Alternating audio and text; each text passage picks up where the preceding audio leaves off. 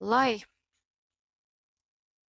smuki parādītos šies grāmatojumi, atsevišķi 80% likme, kā jau es teicu, par vietējiem darījumiem ir jātaisa atsevišķi konti arī darījumam ar Eiropas Savienību. Par auto,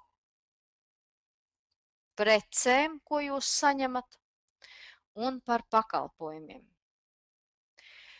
Kā jūs grāmatojat, tā, protams, ir katram gaumas lieta, citi, zinu, izmanto tikai kaut kādu 5-7 kontu, to ieliek debetā, pēc tam to pašu ieliek arī kredītā.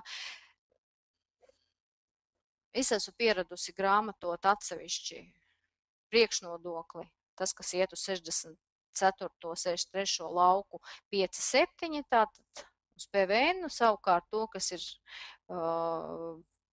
50, kurš tur lauks no galvas, neatceros, 54, 55, 56, uz 2-3. Ja, uz uzskaitīto. Un šobrīd tas noteikti ir svarīgi, sevišķi, ja tā proporcija ir jārēķina, ja mēs to uzticam automātiskam aprēķinam. Ja mēs grāmatojam ar roku, tad, protams, viss grāmatojas pie 100% likmes un viss vislabākajā kārtībā nogrāmatosies. Ierakstīsies tā, kā jums ir grāmatojumā, bet ja jūs uzticat to jumim, tad ir jāizveido atsevišķi konti. Kāpēc ir jātaisa atsevišķi konti auto pakalpojumiem un auto precēm?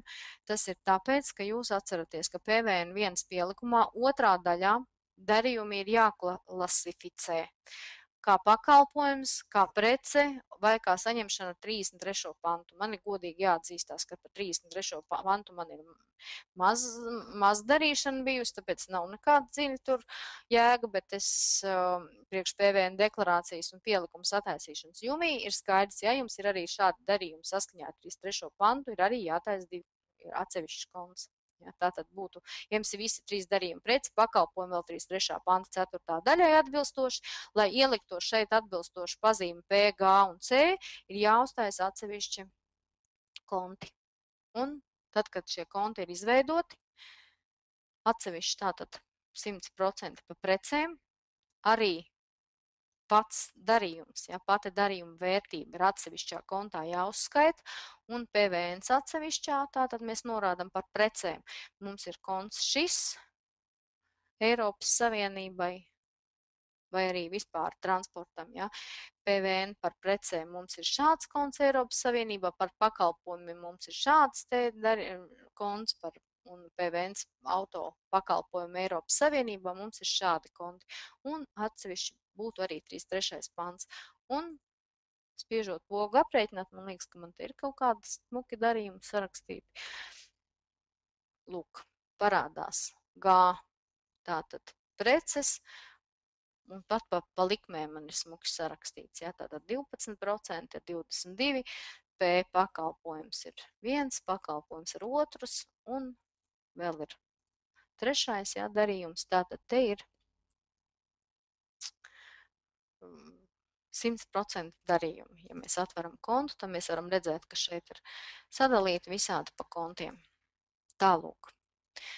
Es ceru, ka tas ir saprotams un ir vienkārši jāatcerās, lai vieglāku. Ja grib automatizāciju, tad ir jātaisa atsevišķi konti. Ja grāmatojam paši katru darījumu ar roku, tad to visu var grāmatot mazāk kontos, ja, atsevišķi prece, atsevišķi pakalpojums un netaisīt atsevišķi vēl auto prece, auto pakalpojumi. Tad tas viss ir vienā kontā, jo mēs visu nogrāmatojam specifikācijā vienā rindā parādam pie 100% darījumiem pa precēm, pa pakalpojumiem, 3. pants jau vai arī, un tas pats attiecās arī uz iekšzemes darījumiem. Tad mums daudz tādi konti nav jāizveido. Tikai ir jāizveido atsevišķi darījumi iekšzemē PVN, ja, un atsevišķi par precēm pakalpojumiem Eiropas Savienībā.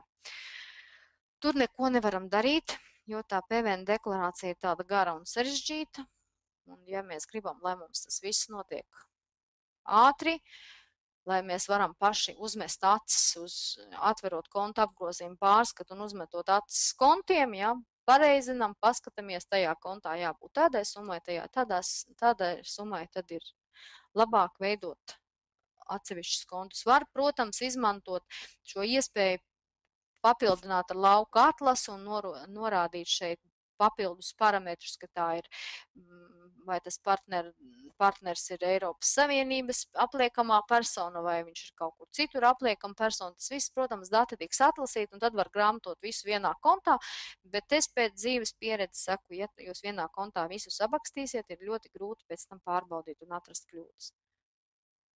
Tā kā vieglāk ir uztaisīt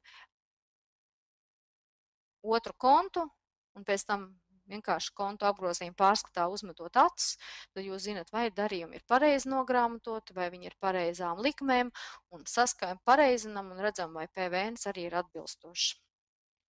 Tā, par PVN-iem es esmu izstāstījusi visu, un par PVN deklarāciju arī tā kā es izstāstīju visu, ko es biju ieplānojusi. Tātad vēlreiz atgādinu, ja ir jānorāda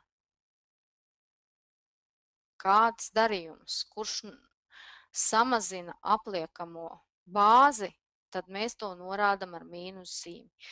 Nu, lai tā, ja vēl nav gluži līdz galam skaidrs, uztaisīšu vienu tādu finanšu dokumentu ar pilnīgi dīvainu grāmatojumu. Arī taisam 21. aprīlī. Rādīšu pat partneri. Tātad 2,310, mums kaut kāda realizācija 22%. Tātad mums ir PVNs, kur mums ir te, un mums ir avans 1000, nekā mums nav. Mums ir šāds grāmatojums, smuks grāmatojums, izvēlamies arī partneri, tomēr ieliksim kaut kādu. Tātad šāds mums smuks grāmatojums ir. Un tagad mēs sataisam specifikāciju, un izdzēšam visu, kas mums te ir ierakstīts smuki, un ieliekam ar mīnus zīmi šādu te darījumu, un apskatāmies, kas mums notiek ar realizāciju. Tātad aprēķināt, 1000 lati mums bija, un apskatāmies, kas mums notiek apliekamajos darījumos. Un apliekamos darījumos mums ir cipari daudz par daudz, jo es šeit esmu atstājusi kontējumu. Tā specifikācija. Es te ieliku ar mīnus zīmi, tā liekam pārēķināt.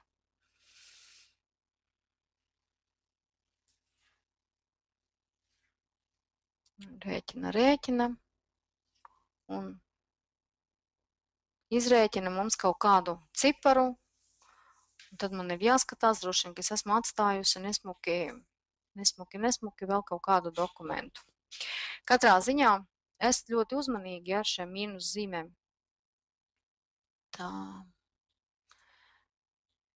Jo pielikums mums ir pareizi, jo man šeit nekas nav ar mīnus zīmi salikts. Bet ja mēs ieliekam šīs mīnus zīmes, ja tas tā kā šajā te gadījumā ar avansiem mums smuki nomīnusies viss, kas mums var nomīnusoties.